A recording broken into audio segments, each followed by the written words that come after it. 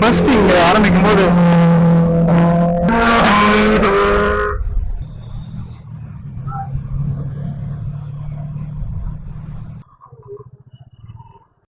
So guys என்ன ஆயிடுச்சுன்னா, நான் ஆத்தூர்ல இருந்து கிளம்பும்போது கேமரா ஆங்கிள் நல்லா தான் செட் கரெக்டாக தான் இருக்குன்னு நினைச்சேன். ஆனால்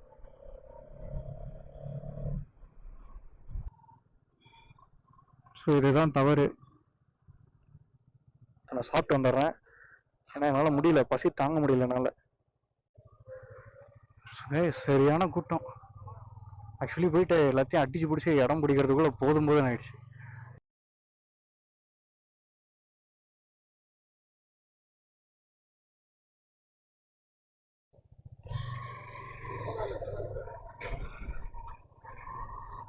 ஸோ கைஸ் ஆக்சுவலி வந்து பேட்டரி எல்லாமே டவுனு, சார்ஜ் இல்லை. ரொம்ப ஒரு கவலைக்கிடமான ஒரு நிலைமையில கிடக்கும்.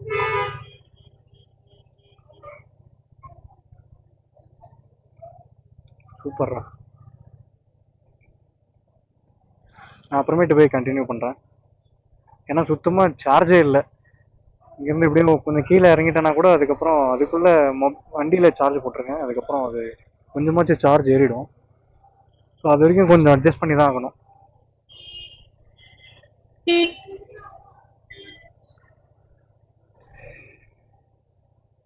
அதாவது இது ஒரு நேரவான ரோடு, லாரி வருதுன்னா நம்ம தான் கொஞ்சம் ஆக்சுவலி பார்த்து போகணும்.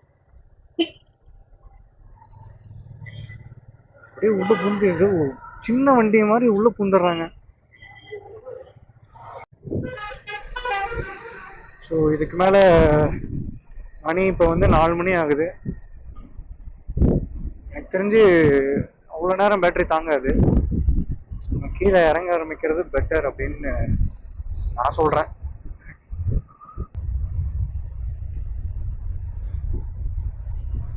டீயோ காஃபியோ ஏதோ ஒன்று குடிச்சாதான் ஆக்டிவேட் ஆகுது எல்லாமே. அதாவது இந்த ஹில்ஸ்ல இறங்கும் போது என்ன ஒரு விஷயம்னா, மேக்சிமம் வந்து டாப் கியர் வந்து யூஸ் பண்றது கொஞ்சம் கம்மி பண்ணிக்கும். முடிஞ்ச அளவுக்கு ஒரு 3rd கியரோ 4th கியரோ அந்த மாதிரி பண்ணுங்க. ஏன்னா அப்பதான் இன்ஜின் பிரேக்கிங் வந்து நம்ம கரெக்டா இருக்கும், நம்ம பிரேக் அடிக்கிறதுக்கு நம்ம வண்டியை கண்ட்ரோல் பண்றது கரெக்டா இருக்கும். டாப் கியர்னு வச்சுக்கோங்க, அந்த ஸ்பீடு வந்து நம்மளால மெயின்டைன் பண்ணும், அந்த ஒரு ஸ்பீட்லேயே தான் மெயின்டைன் ஆகிட்டு இருக்கும். நம்ம பிரேக் அடிச்சோம்னா வச்சுக்கோங்க, அது அதே ஃப்ளோவில் போயிட்டே இருக்கும் வண்டி. ஸோ அதனால ஒரு 4th கியரோ 3rd கியரோ, 3rd கியர் வந்து இந்த டேர்னிங் அந்த மாதிரி இதில் மெயின்டைன் பண்ணுங்க. 4th கியர் வந்து இப்போ நார்மலாக இப்படி நம்ம ஸ்லோப்பில் இறங்கணும் இல்லையா, அப்போ 4th கியரை மெயின்டைன் பண்ணுவோம். ஏன்னா அப்போதான் இன்ஜின் பிரேக்கிங் வந்து ஹில்ஸை பொறுத்த வரைக்கும் எப்பவுமே பிரேக் நம்ம பிடிக்கிறத விட ஒரு இன்ஜின் பிரேக்கிங்லேயே நம்ம கீழே இறங்கினாதான் நம்ம பேட் வந்து பிரேக் பேட் வந்து டிஸ்க் எல்லாம் சூடாகாது. பட் அதனாலதான் மேக்சிமம் பிரேக் ஃபெயிலியர் வரதுக்கு காரணமே என்னன்னா, நம்ம போட்டு அழுத்துன்னு அழுத்துவோம் பிரேக்கை. அது வந்து காரா இருந்தாலும், பைக்குக்கு மேக்சிமம் ப்ராப்ளம் கிடையாது, ஏன்னா பைக் வந்து அது வேற. பட் கார்லாம் அப்படின்னா போட்டு பிரேக்கை போட்டு அழுத்து பிரேக் பேட்லாம் அது சூடாயிரும். அதனாலதான் பாதி ஒரு சில டைம் வந்து பிரேக் ஃபெயிலியர்ஸ் ஆகுறது, இந்த மாதிரி ஒரு சில பிரச்சனை எல்லாம் வர்றதுக்கு காரணமே அதுதான். அதனால முடிஞ்ச அளவுக்கு காரா இருந்தாலும் பைக்கா இருந்தாலும் இன்ஜின் பிரேக்கிங்கோட நீங்க கீழே இறங்குறது வந்து எல்லாத்துக்குமே சேஃப். அதாவது ஸ்பீடை கண்ட்ரோலா வச்சுப்போம், நம்மளுக்கு வந்து எந்த ஒரு அசம்பாவிதமும் நடக்காது. ஸோ அதனாலதான் இன்ஜின் பிரேக்கிங் வந்து ரொம்ப ரொம்ப அவசியம் நம்ம கீழே இறங்குறதுக்கு. அது வந்து ஃபர்ஸ்ட் உங்களுக்கு கொஞ்சம் கஷ்டமா இருந்தாலுமே போக போக அது வந்து நீங்க பழகிக்கலாம். ஏன்னா 3rd கியர்லயும் 4th கியர்லயும் தானே நம்ம மெயின்டைன் பண்றோம். ஸோ அதனால நமக்கு எந்த ஒரு அதுல எந்த ஒரு விஷயமும் இருக்காது. நீங்க எவ்வளவு ஃபாஸ்டா போனாலுமே வண்டி வந்து நம்ம கண்ட்ரோல்ல இருக்கும். இல்ல நான் டாப் கியரோ தான் போவோம் அப்படின்னா நீங்க வண்டியோட கண்ட்ரோல்ல இருப்பீங்க, அப்புறம் வண்டி என்ன சொல்லுதோ அதுதான். வண்டி கீழே குதினா குதிப்பீங்க, அவ்வளவுதான். அப்புறம் வேற ஒன்றும் சொல்ல முடியாது, சொல்றதுக்கு ஒண்ணுமே இருக்காதுங்க. அதனால முடிஞ்ச அளவுக்கு வந்து கண்ட்ரோலா வச்சுக்கோங்க. இன்ஜின் பிரேக்கிங் மஸ்ட் கீழே இறங்குறதுக்கு.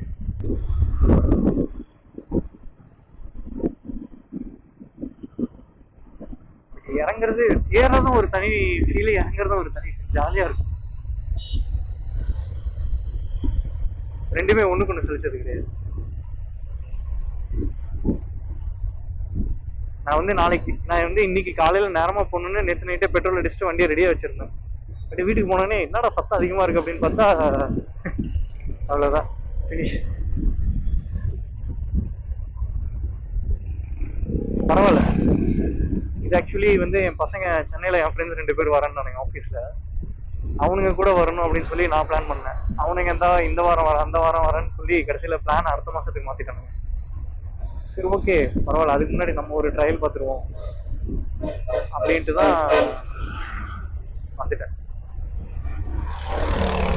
அவனுங்க எப்போ வரானுங்களோ அப்போ மறுபடியும் இன்னொரு தடவை வருவோம். என்ன ஆக்சுவலி இதில் என்ன ஒரு ப்ராப்ளம்னா, நம்ம ஒரு ஸ்டேஜிங் மேலே வளர்ந்துட்டோம்னு வச்சுக்கோங்க, நம்ம அதுக்கு தகுந்த மாதிரி நம்ம எல்லாத்தையும் பேசுகிற விதமாக இருக்கட்டும், ஒரு சில விஷயங்கள்லாம் நம்ம அதுக்கு தகுந்த மாதிரி நம்ம டெவலப் பண்ணிக்கணும். ஏன்னா அப்போ தான் நமக்கு ஒரு மரியாதை இருக்கும். நம்ம கொஞ்சம் நம்ம அது வந்து மாறி பேசிட்டோம்னு வச்சுக்கோங்களேன், நம்மளை வந்து அவங்க என்றைக்குமே மதிக்கவே மாட்டாங்க. ஸோ அது வந்து தப்பு. நீ சின்ன பையனாக இருக்கும்போது நீ வந்து 1000 விஷயம் பண்ணலாம், பேசலாம், அது தப்பு கிடையாது. பட் ஒரு அளவுக்கு மேலே நீ வளர்ந்துட்டேங்கும் போது உனக்கு உன்னோட பேச்சுக்கு அந்த இடத்துல ஒரு ரெஸ்பெக்ட் இருக்கணும். அது வீட்லயா இருந்தாலும் சரி, வேலை செய்கிற இடமா இருந்தாலும் சரி, எங்கேயா இருந்தாலும் சரி, அந்த இடத்துல ஒரு ரெஸ்பெக்ட் இருந்தால் தான் உனக்கு நாளைக்கு அந்த இடத்துல ஒரு தைரியமாக எதுவாக இருந்தாலும் பேச முடியும். நம்ம பேசுறது நம்ம வீட்லேயும் சரி எங்கேயுமே நம்ம பேசுறது ஒரு மாதிரி இருந்துச்சுன்னா அந்த இடத்துல இப்போ நீ எந்த அளவுக்கு இன்னும் ஒரு எஃபோர்ட் போட்டு நீ அந்த இடத்துல இன்னமும் நீ வந்து மெச்சூர்டா ஆயிட்ட அப்படின்றத நீ ப்ரூவ் பண்ணிக்கிட்டே தான் இருக்கணும் ஒவ்வொரு தடவை. எல்லா டைமுமே நம்ம எந்தெந்த டைம்ல விளையாட்டு போக்கில் இருக்கணுமோ அந்தந்த டைம்ல தான் விளையாட்டு போக்கில் இருக்கணும். ஆக்சுவலி இப்போ நான் என்ன பண்றேன் எது பண்றேன்னு எங்க வீட்டுக்கு அவ்வளவும் தெரியாது. பட் தெரிஞ்சாலுமே அவங்க எப்படி ரியாக்ட் பண்ணுவாங்கன்றது எனக்கு தெரியல. பட் அவங்கள பொறுத்த வரைக்கும் இன்னமும் நான் சம்திங் ஏதோ ஒன்று அப்படி இப்படின்னு பண்ணிட்டு இருக்கேன்னு மட்டும்தான் அவங்களுக்கு தெரியும். ஸோ நான் ஏகப்பட்ட விஷயங்கள் நான் பார்த்துட்டேன். எனக்கு எக்ஸ்பெரிமெண்டலாக எனக்கு ஏகப்பட்ட விஷயங்கள் நான் வந்து லைஃப்ல வந்து கத்துக்கிட்டேன். ஸோ அப்படி கத்துக்கிட்டதை தான் எனக்கு ஒவ்வொரு விஷயமும் ஒவ்வொரு தருணத்திலையுமே எனக்கு ஹெல்ப் பண்ணுது. இங்க எல்லாமே எக்ஸ்பெரிமெண்டல் தான். ஸோ நம்மளாம் வந்து இவங்க வந்து நமக்கு சொல்லி தருவாங்க, இவங்க நமக்கு புத்திமதி சொல்லுவாங்க, அப்படி இப்படின்லாம் கிடையாது.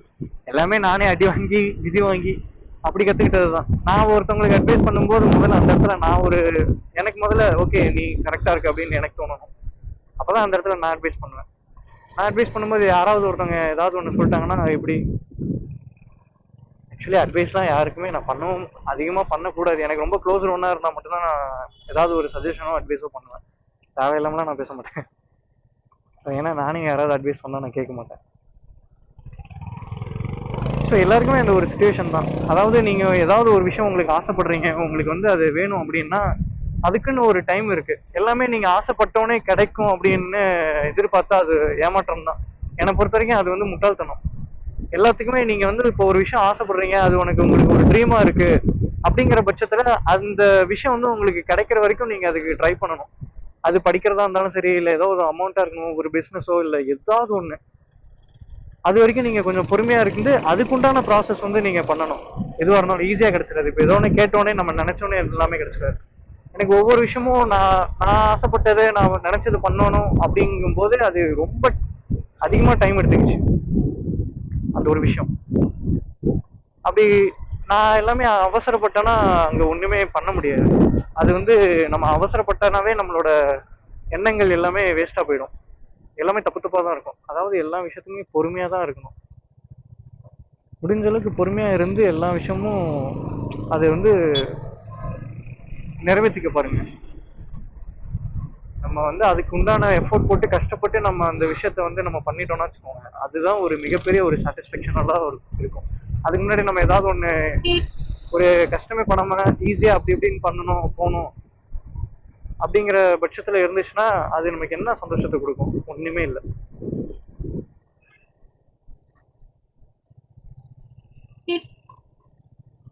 இப்போ என்ன ஒரு சோகமான விஷயம்னா என்கிட்ட பேட்டரி கிடையாது. Battery too low. அதனால இது எப்போ வேணா ஆஃப் ஆகலாம். மேபி நான் வேற பேட்டரி ஏதாவது சார்ஜ் ஆயிருந்ததுன்னா நான் போட்டுட்டு கண்டினியூ பண்றேன். அப்படி இல்லைன்னா இந்த வீடியோ இதோட நான் க்ளோஸ் பண்ணிக்கிறேன்.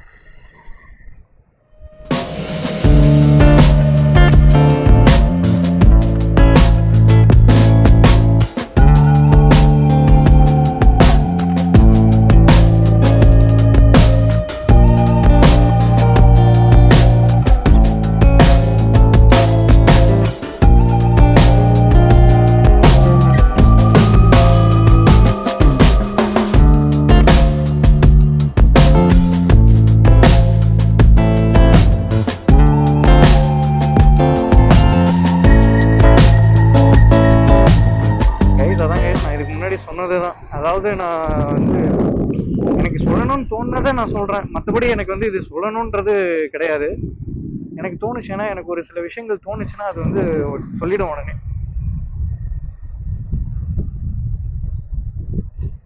அதனால எல்லா விஷயத்துக்குமே அது ஒரு டைம் இருக்கு. அதை வந்து புரிஞ்சுக்கோங்க. எந்த ஒரு விஷயத்தையும் உடனே ரியாக்ட் பண்ணிடாதீங்க. யாராவது ஏதாவது ஒன்று பேசுனாங்கன்னா கொஞ்சம் சைலண்டா வந்துருங்க. ஏன்னா அது நான் அதிகமாக நான் இதெல்லாம் அதிகமாக ஃபாலோ பண்ண மாட்டேன். எனக்கு கோவம் வந்துடும் உடனே. பட் ஒரு கட்டத்துக்கு மேல வந்து எனக்கு இதெல்லாம் ரொம்ப பிரச்சனையா இருந்தது எனக்கு. அதனால என் லைஃப்ல நான் மேக்சிமம் ஒரு சில விஷயங்கள் வந்து நான் இழந்தேன். அதனால எந்த ஒரு விஷயத்துக்குமே அவ்வளவு சீக்கிரமா கோவப்படாதீங்க, ரியாக்ட் பண்ணாதீங்க. பொறுமையா இருங்க. யாராவது ஏதாவது ஒன்று சொன்னாலும் சரி, கம்முன்னு சைலண்டா இருந்துட்டு வந்துருங்க. ஸோ அதனால ஏகப்பட்ட நல்ல விஷயங்கள் அதுக்கப்புறம் நடக்கும். தேவையில்லாம கோவப்பட்டு தேவையில்லாம பேசி அது வந்து ரொம்ப ப்ராப்ளமா போயிடும்.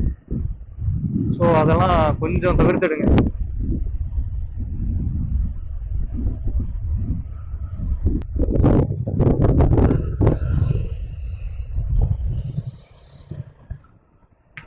அமைதியா இருக்கிறோம். அவ்வளோதான். இப்படிதான் அப்படியே இலையெல்லாம் அப்படியே கீழே விழுந்துரும். இன்னும் கொஞ்ச நாள் அப்படியே மரம் எல்லாமே அப்படியே வெறும் கிளை மட்டும்தான் இருக்கும். ஆனா நல்லா இருக்கு, இந்த இலையெல்லாம் விழுகுறதெல்லாம் நல்லா இருக்கு. ரோட்ல ஃபுல்லா இலையா இருந்து நம்ம அதுல வண்டி ஓட்டோம்னா அப்படியே அந்த இலை பறக்கிறது சூப்பரா இருக்கும்.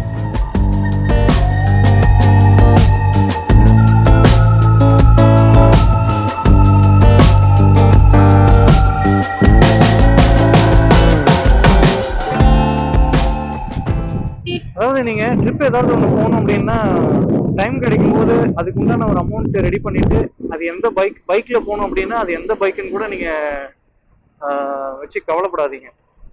எந்த பைக்கா இருந்தாலும் சரி, 100cc இருந்தாலும் சரி, 150 இருந்தாலும் சரி, 200 இருந்தாலும் சரி, 250 இருந்தாலும் சரி, எதுவா இருந்தாலும் கிளம்பிடுங்க. அவ்வளவுதான்.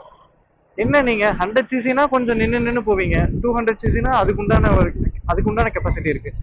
அவ்வளவுதானே தவிர ஒரு இந்த பைக் இருந்தாதான் நம்ம வந்து ட்ரிப்பு போகணும், இந்த பைக் இருந்தாதான் நம்ம வந்து லாங்கா போகணும். ஒரு சில விஷயங்கள் வந்து அதிகமா வரி பண்ண தேவையில்லை. நம்ம கிட்ட இருக்கிறது என்னமோ அதை வச்சு நம்ம இது பண்ணி. என்கிட்ட நான் இப்போ இந்த பைக் வாங்குற வரைக்கும் எனக்கு டிஸ்கவர் தான்.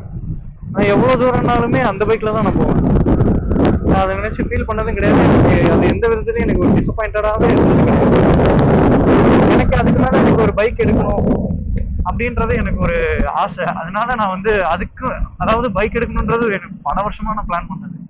அது கடைசியில் இப்போதான் நான் எடுத்தேன். ஏன்னா அது அந்த அளவுக்கு நான் பொறுமையா இருந்தேன். ஓரளவுக்கு நான் வந்து சம்பாதிச்சேன், காசு எனக்கு சேர்த்து வச்சேன், வந்துச்சு. அதை வச்சு நான் பைக் எடுத்துட்டேன். அவ்வளவுதான். எனக்கு அப்புறம் எங்க அப்பா அமௌண்ட் கொடுத்தாரு. ஸோ இதை வச்சு அந்த டைம் வரும்போது நான் வந்து வாங்கிக்கிட்டேன். அது வரைக்குமே இப்போ கூட நான் டிஸ்கவர் தான் ஓட்டிட்டு இருக்கேன். அப்படி இப்படின்னு இருக்கும்போது சரி, ஓகே, நமக்கு இதுதான் என்னோட ப்ரொஃபஷனும் என்னோட பேஷனும் தான் எனக்கு ஒரு இம்பார்ட்டன்ஸாகவே தெரிஞ்சுது. ஸோ அதனால ப்ரொஃபஷன் வாரத்தில் 6 நாள் பார்த்துட்டு என்னோட பேஷனும் வாரத்தில் 1 நாள் 2 நாள் அப்படி ஏதாவது நான் வந்து அப்படி நான் டிவைட் பண்ணிக்கிட்டா தான் உண்டு. அதனால எனக்கு ஏற்ற மாதிரி அந்த ஒரு விஷயத்த நான் மாற்றிக்கிட்டேன். எல்லா விஷயமும் நம்ம நினைச்ச மாதிரி எதிர்பார்த்த மாதிரி நடந்துடாது. பட் அது நடக்க வைக்கணும்னா நம்ம அதுக்கு உண்டான ஒரு எஃபர்ட் நம்ம போட்டே ஆகும். டெஃபினட்டா அதுக்குன்னு ஒரு டைம் வரும், டெஃபினட்டா அதுக்குன்னு ஒரு எல்லா விஷயமும் வரும். ஸோ அதுக்கு தகுந்த மாதிரி நம்ம ஒவ்வொரு விஷயமும் போய்க்கணும், பார்த்து பண்ணிக்கணும். நம்ம எந்த ஒரு விஷயமும் நம்ம புலம்பக்கூடாது, ஐயோ நமக்கு ஃபேவராக எதுவுமே நடக்கலையே அப்படின்னு சொல்லிட்டு. எனக்கு தெரிஞ்சு அது ஒரு சும்மா அது அந்த சுச்சுவேஷன்ல நம்ம புலம்புறதா இருக்கும், பேசுறதா இருக்கும். பட் எல்லா சுச்சுவேஷனும் ஒண்ணே எல்லா சுச்சுவேஷனும் அதே மாதிரி இருந்தது. ஏன்னா என்னோட நிலைமைலாம் ரொம்ப மோசமா இருந்தது. எல்லாமே ஃபினான்ஷியலாகவும் சரி, ஒரு நான் படிச்ச ஒரு விஷயமும் சரி, எல்லாமே என்னோட நிலைமையெல்லாம் வேற மாதிரி இருந்தது. அப்படியே கொஞ்சம் கொஞ்சமா நான் அதுலேருந்து அப்படியே வெளியே வந்துட்டேன், மீண்டு வந்துட்டேன். இப்போ வந்து ஒவ்வொரு விஷயமும் எனக்கு என்ன பிடிச்சதோ அது ஒன்னொன்னு நான் பண்ணிட்டு இருக்கேன். அது உடனே பண்ண கிடையாது, பட் ஒன்னொன்னா பண்ணிட்டு இருக்கேன். அவ்வளவுதான். பட் எல்லாத்துக்குமே ஒரு டைம் இருக்கு, அது மட்டும் நான் புரிஞ்சுக்கிறேன் லைஃப்ல. எதுக்குமே உடனே ஓவர் ரியாக்ட் பண்ணக்கூடாது, உடனே ரியாக்ட் பண்ணக்கூடாது. அதான் எதுவுமே பண்ணக்கூடாது. பட் பொறுமையா இருக்கும். அவ்வளோதான் கைஸ், அவ்வளோதான், கீழே வந்துட்டோம், ஃபினிஷ்.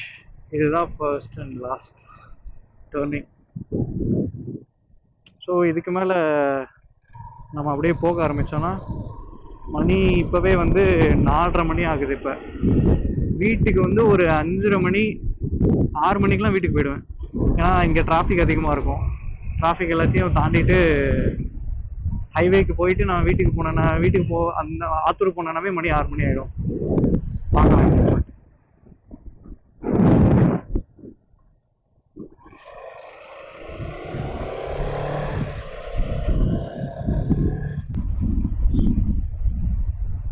ஃப்ளைஓவர்ல போலாமா? சரிங்க, ஃப்ளைஓவர்ல கூட்டிட்டு போறேன்.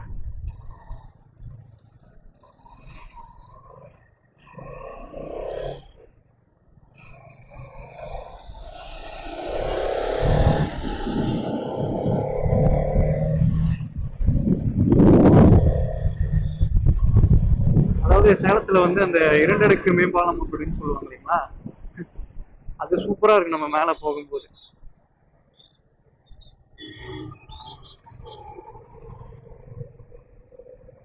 அதாவது எந்த ஒரு ரோடுமே சலிக்கவே சலிக்காதுங்க. ஒவ்வொரு ரோடுமே புதுசா ஒன்னொரு விஷயத்தையுமே எக்ஸ்பீரியன்ஸ் நமக்கு கத்துக் கொடுக்கும். ஒவ்வொரு ரோடுமே நம்ம அது வண்டி ஓட்டுறதுக்கோ இல்லை அந்த ரோடை இது பண்றதுக்கோ நம்ம சலிச்சுக்கிட்டோம்னா வச்சுக்கோங்க, அது ஒண்ணுமே இல்லை. அதனால எந்த ஒரு ரோடா இருந்தாலுமே சரி, அது ஒவ்வொரு இதுவும் ஒவ்வொரு அழகான ஒரு விஷயத்த நமக்கு காட்டிக்கிட்டே இருக்கும். அதனாலதான் இன்னமும் எப்பவுமே வண்டி ஓட்டுறதுக்கும் சரி, ஒரு இடத்துக்கு போறதுக்கும் சரி, நான் என்னைக்குமே சலிச்சுக்கிட்டதே கிடையாது. ஐயோ இப்படியா அப்படியா அப்படின்னு. எனக்கு ஒரு வேலை, எனக்கு உடம்பு மட்டும் சரியில்லைன்னா நான் கொஞ்சம் கஷ்டப்படுவேன், அவ்வளவுதான்.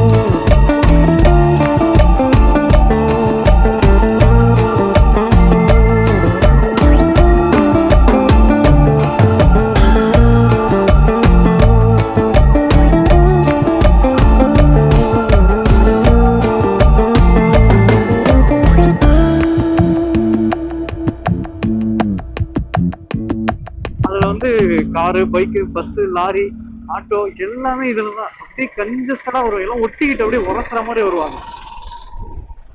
எப்பவுமே இங்க ரஷ்ஷா தான் இருக்கும். நான் சொல்றேன், இங்கெல்லாம் வரும்போது பார்த்து ஓட்டணும் எதுவாக இருந்தாலும். இப்ப வயசானவங்க எல்லாம் ஒரு சிலர் பைக் ஓட்டிட்டு வருவாங்க, எல்லாருமே பார்த்து ஓட்டிட்டு வருவாங்க. நான் விட்டா நல்லா புந்து வந்துருவேன். ஒரு சில டைம்லாம் யாராவது திடீர்னு குறுக்க வந்துட்டாங்கன்னு வச்சுக்கோங்க, அப்படியே ஒரு ஹார்ட்ல ஒரு மினி ஒரு வலி வரும் பாருங்க, அது கண்ட்ரோலே பண்ண முடியாது நம்மளால. ஏகப்பட்ட பேர் அப்படியெல்லாம் பயமுறுத்திட்டு போயிருக்காங்க. திடீர்னு ஒரு கேமரா போவாங்க முன்னாடி வந்துட்டு, அவங்க குறுக்கால வந்துட்டு நம்மள திட்டிட்டு போவாங்க, பொறுமையா வாடா அப்படின்னு. எப்படி இருக்கு?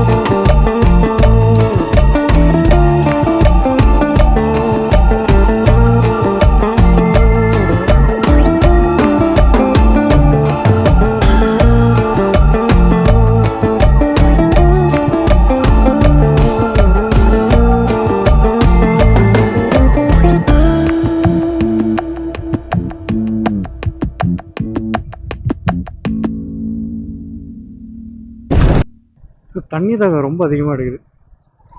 தண்ணியே குடிக்கலண்ணா, தண்ணி வேற இல்லை.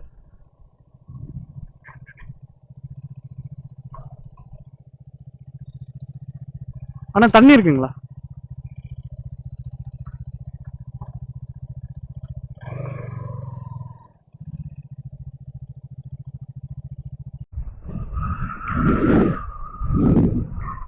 ஸோ கைஸ், ஒரு வழியாக நம்ம ரிட்டர்ன் ஆத்தூர் வந்தாச்சு. சொன்ன மாதிரியே மணி 6 மணி. நடுவில் பெட்ரோல் பங்க்ல கொஞ்ச நேரம் ரெஸ்ட் எடுத்துட்டேன், என்னால் முடியல. சரியான வழி பின்னாடி. முதுகு வேலை வேற, நான் பேக் வேற மாட்டிருக்கேனா, ரொம்ப பெயினா இருந்தது. ஸோ இங்கிருந்து ஆத்தூருக்கு ஒரு 5 கிலோமீட்டர்.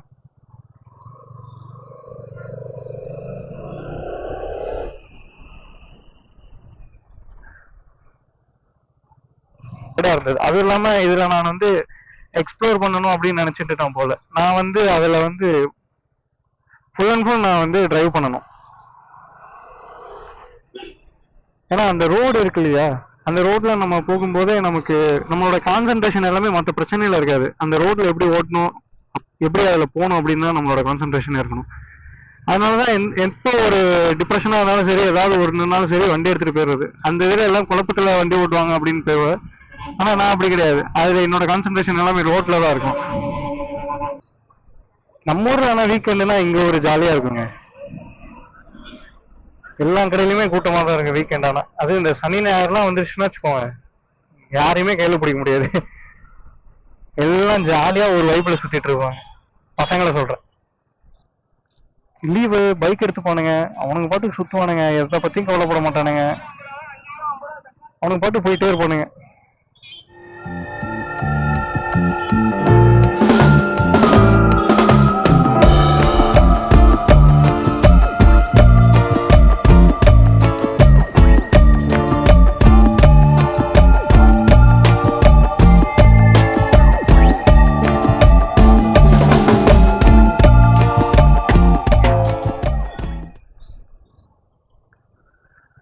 ஸோ அவ்வளோதான் கைஸ், நம்ம ஸ்பாட்டுக்கு வந்தாச்சு.